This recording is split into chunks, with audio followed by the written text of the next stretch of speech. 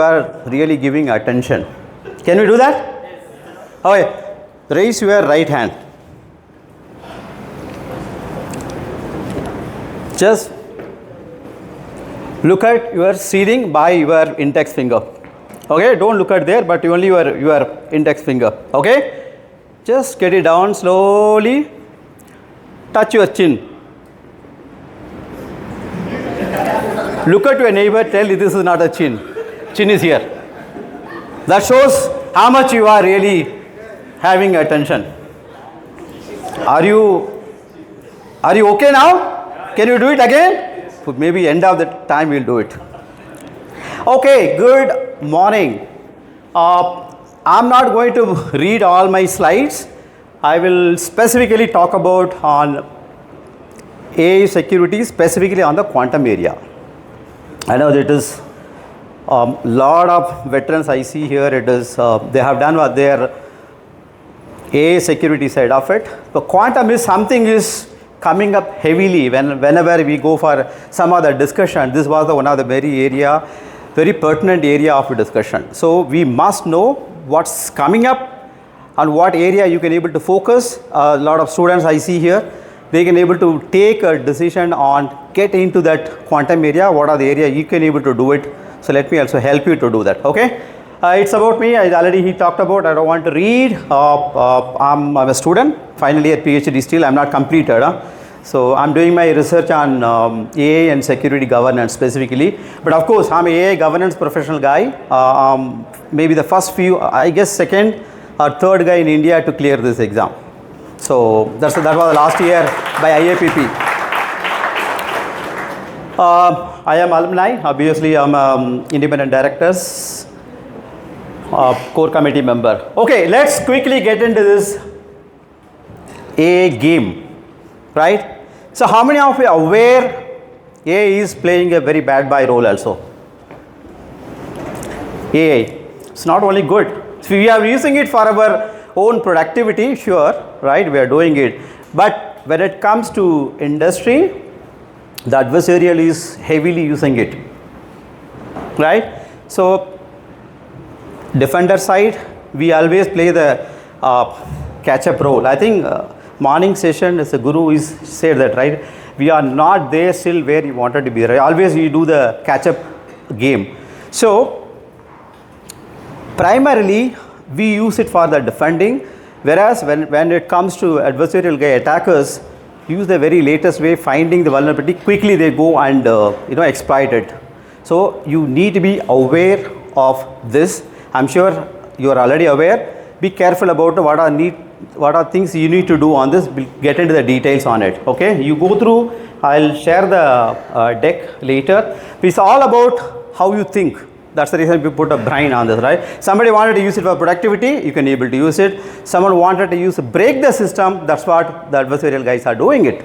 Okay, so this I don't want to again read. These are the certain known issue, right? Data poisoning, model theft, this and all. What somebody's put a lot of effort to build the AI model, whereas when it comes very easily, someone will steal the data. But you know the cost of training, right? You need a lot of GPUs to train the model. Now, how many of you heard about LLM? Just raise your hand. SLM?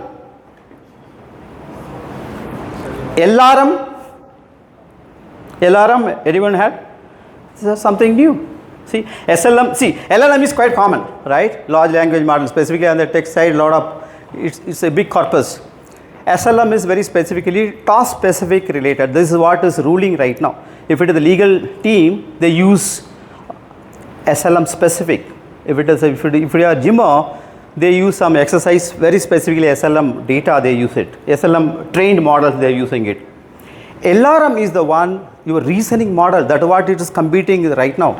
You know which is the best model right now when compared to Google and Microsoft? Which one is the topmost right now in terms of numbers? Gemini. Absolutely. Gemini is come up. They came later, they captured because of the reasoning. It's all about the model, how well it is reasoning. That is what the key thing here it is. Because some of the model you can Google it later, LRMs, why is important, reasoning model, how we can able to use it on for your benefit. So I may not able to read all the slide, but I will give what the more essence information required on this. Okay. So I will talk some specifically on the MCP. I think many of you are aware like MCP is unavoidable when it comes to autonomous way of taking decisions, right? You all heard about MCP, right? Just can you raise how many people use and heard the MCP? Yeah, I think quite a few. So when it comes to MCP, NI10, you all are using, somebody use NI10? Yeah, I think I see that already they are using autonomous way, using your automation, right? That's one of the good platform, there's no doubt. But when it comes to MCP, it does the work on behalf of you based on the information available, whereas it has is a pitfall, other side of it. You must aware you are given the complete access to your resources where you can able to do additional work than you asked, right? And if I give it a very analogy, very easy way, there is a API, there is a webhook, then it's a MCP. These three you should be aware. I not put all these words here, but just try to understand what I am trying to say here. It is API is all about whenever you need, you just pull out the data, right? Just for example, let me give the very simple example. In the corporates, there is a nice canteen or the common canteen available, right? If you want somebody want to do the Chinese restaurant, it is there. Somebody want chocolates and ice cream, there is a separate shop is there. We go to again one, there is a biryani, all different kind of shops are available, right? You want to order something South Indian, you want to have something you want the North Indian, like some ice cream. What you need to do, you give order for all the places. After that, you go and check it, right? First, whether it is ready, my order is ready. That's what the API is all about. Whenever you call, it goes get the information. That's the API. When it comes to webhooks, once the order is ready, it gives the information to you automatically there. Then you go and pick it up. But MCP is like a VIP treatment. MCP is like you are a VIP customer, you go and sit, sir, you sit at your place, I'm there, let me go and check whether the order is ready. If your food is ready, then I can get it, I'll serve you. That's what MCP, in simple way. Are you getting clearly what is MCP, right? So, you know how somebody of using it already MCP, you know better that I wanted to give because very limited number raise a hand. That's the reason I wanted to explain this MCP.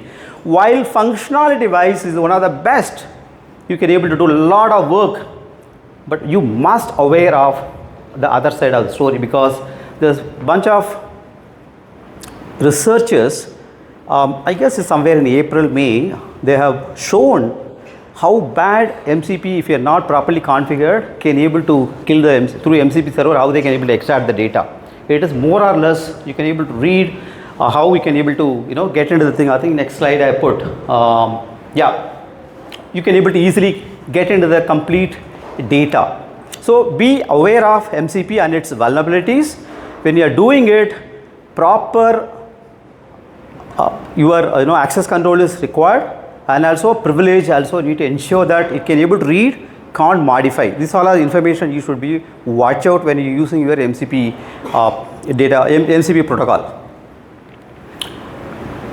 Okay, these all are certain thing new security issues which I will not go through each, and you are already aware of all the stuff, right? Runtime monitoring, this and all, either you can take a slide or I will give the slide to you. But one thing I wanted to be make sure that you should have a strong AI red teaming team in your organization if you are building. But if you wanted to get into the security area, please develop a skill of red teaming, because that skill is currently it is very scarcity available in the market. First of all, red teaming VAPT team itself less. And moreover, when it comes to AI model level, go and get into the detail, there are very less people. And it has a lot of opportunity. If you really want to get into the ahead of the curve, you have an interest, my suggestion is get into the AI red teaming side if you have the option. You start building the skill, when the opportunity comes, you can get, because AI is going to stay. Whether you like it or not, AI is going to stay.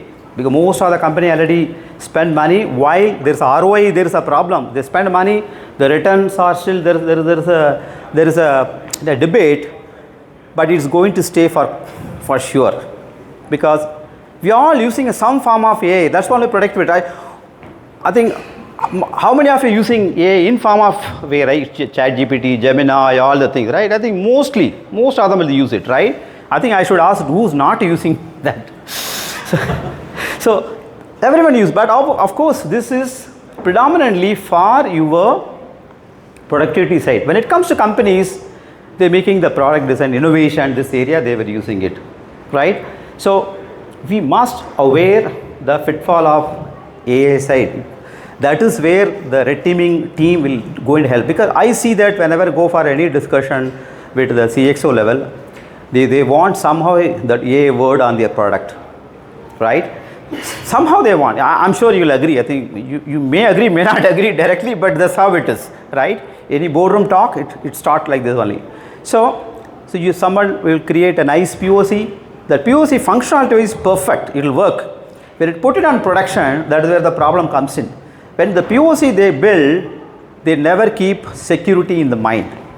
That's where the security folks will have opportunity for it to show that, hey, who look, this particular product or the demo is perfectly working, whereas you see that how many vulnerabilities it has to be good, like how strengthen your model, what are the issues in the algorithms, because the data what it gives, you take a decision based on that data what it comes out, right? So the data obviously is based on your model, your algorithm. Start with your data points, from where you are getting the data, how you processing it, all the things, see every level. But when it comes to AI side, I think the 5 primary thing you should be remember. I think 5 stack only, AI stack. When it comes as a security folks, you should be remember these 5. One is your infra layer. Like infra, it could be anything, like it would be your NVIDIA GPU or your Lenovo server or whatever the servers are there, your infra stack. Second thing is your model. Third is your data, okay? Fourth is your orchestration. Fifth is your application. That's it. Just remember this 5 words. You can able to get the value add from each line. Wherever your strength, wherever your interest line, you can able to get into the, whether infra or model or data security area or orchestration or application. All these 5 area has a vulnerabilities, specifically when it comes to AI. So you play with your strength always. If you are good at model side, get into the model. You are good at 2 area like data side also, you want model and data, you can play around, right? Primarily it is on when it comes to infra, that's only the developer, VLSI, those kind of team members can able to add value. But orchestration, there are a lot of work while doing orchestration. That's where the MCP is all coming on that area, right? It called different application. Application is the one where it is giving a UI. But when it comes to calling the other data, that is where your orchestration. Orchestration is a lot of work where you can add value to it. Okay. Oh, sorry. Okay, now I want to talk about specifically on the quantum area, right? Because while we already know that AI, how it is work on both the side. Second, MCP and its vulnerability and its functionality. Third is, I want to touch upon on primarily on the quantum. So how many of you really heard about quantum technology, quantum computing? Okay, quite a few already know that. You know what are the main difference between our classical computer or the bit-based one and this? Let me just give the quick example so that you can able to understand it better. Our classical computer currently what we use, your mobile phone, your laptop, your PC, these are based on your bits, right? 0 and 1. But whereas when it comes to quantum, they work on qubits. Q-U-B-I-T, qubits. The main difference in the qubit is, qubit can be 1, 0 or in between. That's where the difference, right? Your classical computer always work on zeros and 1. When it comes to qubit, it is in between. That is called You heard about one word is there. Anyone? Superposition. That is where the major difference. So how it is going to help? Currently most of our internet, our banking systems are rely on RSA algorithm. You all know that, right? Asymmetric, symmetric algorithm, they use the key, right? As of now, unbreakable. Your TLS 1.2, your HTTPS through your connection, everything is unbreakable as of now. Technically, if you ask any cybersecurity person, any algorithm can be, we can able to break it. But only thing is time. Right? You may record 1 billion years, you may record 100 years or 200 years.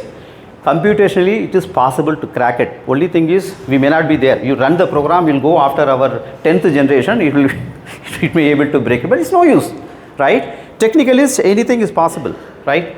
But whereas, when it comes to quantum, that is where the biggest threat. What researchers are claiming, when it mature, is it going to break in a day or in a minute? All your RSA algorithm also. So how scary it is.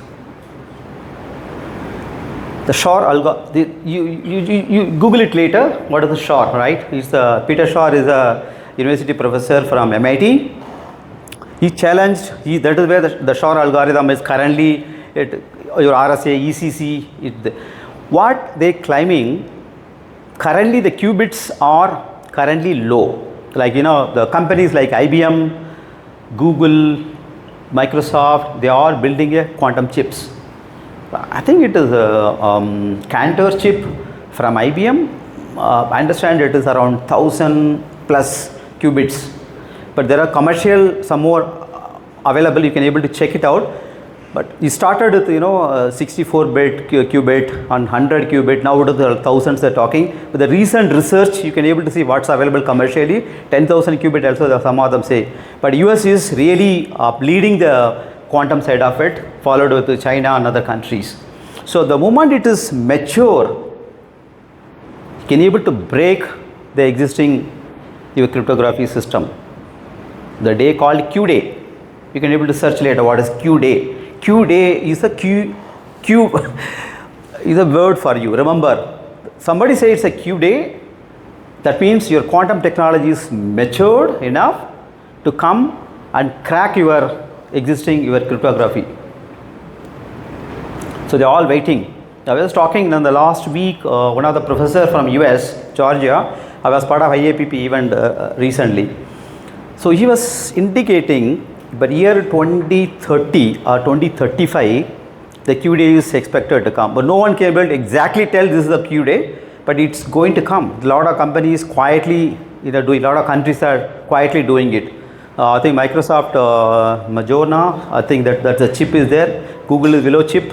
So 2-3 chips is already they're preparing something. But can the quantum able to replace your classical machines? Answer is no. The reason is your work currently what you use, your spreadsheets, your email and all, it is meant for a classical one. But whereas when it comes to quantum, this quantum is very specific to some other use cases only. It is like you are removing or you are breaking the cryptography, one. Another one is drug discovery. When it comes to molecule level, we can able to do it very, very fast. It's unimaginable. In between there is a supercomputer also. You heard about some of the supercomputers, right? Supercomputer also. It is based on again your classical model only. Only thing is classical computing. But only thing, the advantage here it works on parallel. They sometimes is called HPC. High performance computing. A lot of machine work in parallel. They generally work in climate control. Governments they use it, because I know that during my IBM days, I used to visit IIT Madras. They have one of the very big HPC cluster. They use it for the calculation, those kind of things. So you have a classical computer, supercomputer, now quantum. Quantum is very specific to some other area. The healthcare area, they are going to heavily useful. Second, on the cryptography side of it, research area, it is going to help. So you may ask, right, okay, now so much of research is there, why can't make it a Q-day immediately? It's a natural questions, right? Natural one, what you naturally someone asked. The reason is the qubit required some two specific area. It required to be some milli-Kelvin, the voltage levels is cryogenic level, you need to maintain it. Otherwise, it change the status. So it's not easy. Just like that, you can create a lot of qubit and you created ARCI padding 10,000, 20,000. So a Q days come, I can able to do it. No, it's not that easy. While the research is happening on that area, but it's not possible. So another one is NISQ. You can able to search it later. NISQ is nothing but it is your noise level. NISQ, the word. Companies are doing a lot of research on this. The level of heat, the level you need to maintain it on the cryogenic level. Otherwise, the quantum state will change. And your noise level also, there are a lot of the companies working on it. How we can able to, because the noise will change the parameter seems. These two areas, the research is happening on this. Once it is get matured, you may get a high number of qubits later. Once a qubit goes to beyond a level, you are done. Your Q days come.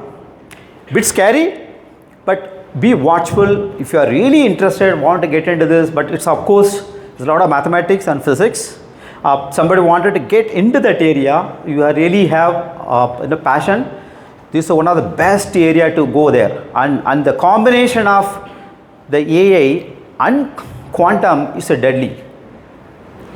Your AI going to help you just like that, know the vulnerability so easily you can able to do it. Once you know the vulnerability, how easy you can able to break it. With the quantum you can able to do it. But the day is not come, but be prepared. But what as a CISO level, at the senior level, the discussions, are they really capable of AWARI protecting? That is where the PQC they call, post-quantum. They're talking about how do we do it right. As of now, it is not there. But maybe another 5 years or 10 years down the line, this is going to happen. So there are two ways. How can you able to protect it? Here it is. There is quantum resist algorithms already come. So NSA, National Security Agency, you know that US, right, is already advised through the NIST. The NIST framework is there. Approved standardization has come. They called CNSA 2.0. Note the point, you can able to search it because something new to you, you can able to see NSA 2.0. Initially they given the version 1.0, now they given 2.0. It's a suit, complete suit, where quantum cannot break this. One of the algorithm I can able to say is a Kyber crystal, and that's called Kyber crystal. So that Kyber crystal called MLKEM. Note on the point also, MLKEM algorithm, you cannot break even with the quantum. It's a quantum resistant, right? And similarly, your MLDSA, it is for your digital signature. That also cannot be. This what your CNSA 2.0 is guiding, and government organization at the US and most of the company must follow this before 2030. Otherwise, they need to declare it as they're prone to attack. So be aware of this area and start looking some of the additional information on this space. Okay, this is going to be a very interesting. While AI itself is not matured completely, a lot of work is happening, but along with the quantum, that is where the big threat is coming in. But it's a big opportunity. The moment there is an issue, we have an opportunity also, right? Look at it, how we can able to make use of this if you are interested. Okay, I think I talked about on this post-quantum cryptography. So that's agile, right? Anyway, I'll share the slide. You can go through on it. Primarily, what I wanted to cover, I have done it. So this some of the CISO playbook, I have put this primarily on it. Why? Because they must aware what to do on it, right? Your critical infrastructure, you should be identifying what is the critical infrastructure and use the business impact analysis. How important it is for you to do the safeguarding. Then use your post-quantum cryptography mitigation method using the CNSA 2.0 suite. It's already out. You just check it. NIST 1. NIST is already recommending this. You can search it. You'll give the suite. Multiple suits are there. I just given you only primarily it is MLKEM and MLDSA 87. I guess it is. It cannot be broken as of now. They say it is completely it is resistant for the quantum. Sorry. Yeah. So to the closing point, I think I'm on time. Primarily, what I want to say here it is, AI definitely help you to run the business, but you see, quantum definitely going to change the trust, right? If a quantum is going to break, where is the trust? Your business all about your trust, right? Why are you keeping it to some? There are multiple banks are there. You wanted to go to only some specific bank because the trust factor, because we know that there are very well secured and all the stuff, right? If someone multiple times this attack happens, do you think you will continue to keep your account there and money? No one, right? That's how it is. So unless until they accept the technology is required, the same time the technology should be well protected, right? Or they already some of the banks, by the way, I don't want to name some, already they are working in the discussion. They already slowly started CNSA 1.0 they already they implemented. That itself very critical one. Now it is 2.0 has come with the quantum resist. So we have to be, see the idea here it is, be aware of what's happened around you. Okay, while AI is a lot of hype, lot of information available and it is going to stay. Similarly, my take on this is, whether you like it or not, quantum is going to stay. Quantum will continue to stay and it will remain. And lot of R&D is already they started. There are a lot of books is there. You can able to look at it, quantum area related books where you can able, because bigger organization is spending a lot of R&D specifically on the quantum side of it. The combination of quantum and AI is a deadly when it comes to protection also, as well as adversarial side also on it. Some rumors they say there are nation state, they spend a lot of money on the quantum to break other countries, your protected ones, right? They are already some work is going on. How much it is true, we don't know. But we have to be watchful how safe you are implementing this. This is a must. We must know this. Okay. So these are some other research areas. Somebody is, because I tell I'm the final year of my research, is not yet completed a lot of work. But someone wanted to get into this area. You can able to really look at it. How we can AI part quantum threat detection. It's a one very niche area. Similarly, your quantum resistant federal learning, right? Federated learning, you know that how it works, right? Decentralized, instead of decentralized, it will be in pockets.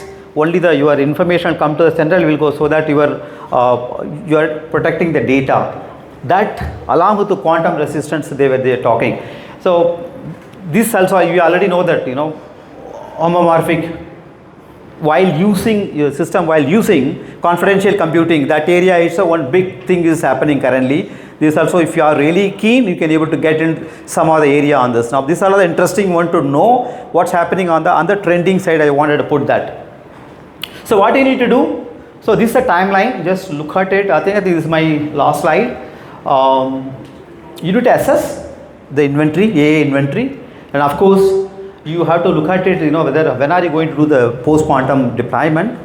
Then you scale it. I think you should be ready by 2027 and you should be ready. While they're saying 2028 onwards or 30, 35, there is a Q day, it varies. There is no one can able to exactly tell exactly this is a Q day, but be prepared. Don't wait for the 11th hour and be prepared for implementing your quantum resistance algorithms. Okay, with that, let me stop my thing. Thank you very much. I think something new you would have got it, I'm sure. That's the reason. Thank you, Michael, and AI security community on the giving opportunity to share my thought, because being an industry as well as